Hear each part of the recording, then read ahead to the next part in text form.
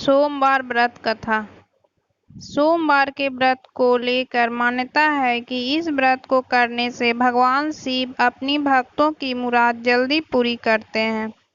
सोमवार का दिन भगवान शिव को समर्पित है, इसलिए इस दिन भगवान शिव की पूजा और व्रत करने का महत्व और ज़्यादा बढ़ जाता है। यदि आप सोमवार के व्रत करते हैं तो आपको सोमवार व्रत कथा पढ़ना बेहद ज़रूरी है, क्योंकि इसके बिना आपका व्रत अधूरा माना जाता है। आइए जानते हैं सोमवार व्रत कथा। देवों के देव महादेव बहुत ही भोले माने जाते हैं, इसीलिए उनका एक नाम भोलेनाथ भी है। पौराणिक मान्यता अनुसार भगवान शंकर को प्रसन्न करने के लिए किसी भी तरह के खास विशेष पूजन की आवश्यकता नहीं होती, क्योंकि कहा जाता है कि वह तो भोले हैं और भक्त की मन से की गई दक्षिण मात्र की भक्ति से ही वह प्रसन्न हो जाते हैं। अगर आप भी शिव की भक्ति और कृपा पाने के लिए सावन के सोमवार का व्रत करते हैं तो इस कथा से भोलेनाथ को प्रसन्न कर सकते हैं।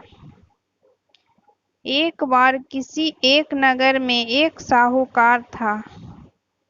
उसके घर में धन की कोई कमी नहीं थी, लेकिन कोई संतान न होने के कारण वह बहुत दुखी था।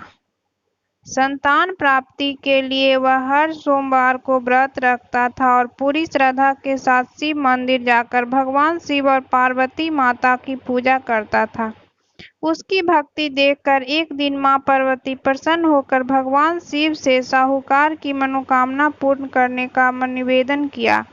पार्वती जी के आग्रह पर भगवान शिव ने कहा कि हे पार्वती, इस संसार में हर प्राणी को उसके कर्मों का फल मिलता है और जिसके भाग्य में जो हो उसे भोगना ही पड़ता है। लेकिन पार्वती जी ने साहूकार की भक्ति देखकर उसकी मनोकामना पूर्ण करने की इच्छा व्यक्त की। माता पार्वती के आग्रह पर शिव जी ने साहूकार को पुत्र प्राप्ति का वरदान दिया, लेकिन उन्होंने बताया कि यह बालक 12 वर्ष तक ही जीवित रहेगा। माता पार्वती और भगवान शिव की बातचीत को सुनकर साहूकार इसलिए उसे ना तो इस बात की खुशी थी और ना ही दुख। वह पहले की भांति शिव जी की पूजा करता रहा।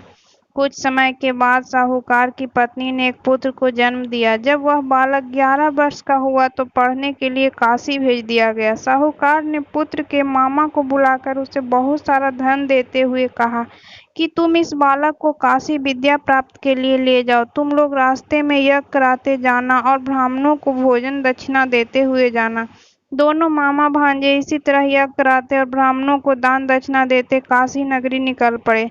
इस दौरान रात में एक नगर पड़ा जहां नगर के राजा की कन्या का विवाह था, लेकिन जिस राजकुमार से उसका विवाह होने वाला था वह एक आंख से काना था। राजकुमार के पिता ने अपने पुत्र के काना होने की बात को छुपाने के लिए सोचा, क्यों न उसके साहूकार के पुत्र को दूल्हा बनाकर राजकुमारी से विवाह करा दूं। विवाह के बाद उसको धन देकर विदा कर दूंगा और राजकुमारी को अपने नगर ले जाऊंगा। लड़के को दूल्हे के वस्त्र पहनाकर राजकुमारी से विवाह करा दिया गया। साहूकार का पुत्र ईमानदार था, उसे यह बात सही नहीं लगी, इसलिए उसने अवसर पाकर राजकुमारी के दुपट्टे पर लिखा कि तुम्हारा विवाह तो मेरे साथ हुआ है, लेकिन जिस राजकुमार के संग तुम्हें भेजा जाएगा वह एक आंख से काना है। मैं तो काशी पढ़ने जा रहा हूँ। जब राजकुमारी ने चुन्नी पर लिखी बातें पढ़ी तो उसके माता पिता को यह बात बताई। राजा ने अपनी पुत्री को विदा नहीं किया, फिर बारात वापस चली गई। दूसरी ओर साहूकार का लड़का और उसका मामा काशी पहुंचे और वहां जाकर उन्होंने यज्ञ किया। जिस दिन लड़का 12 साल का हुआ उस दिन भी यज्ञ का आयोजन था।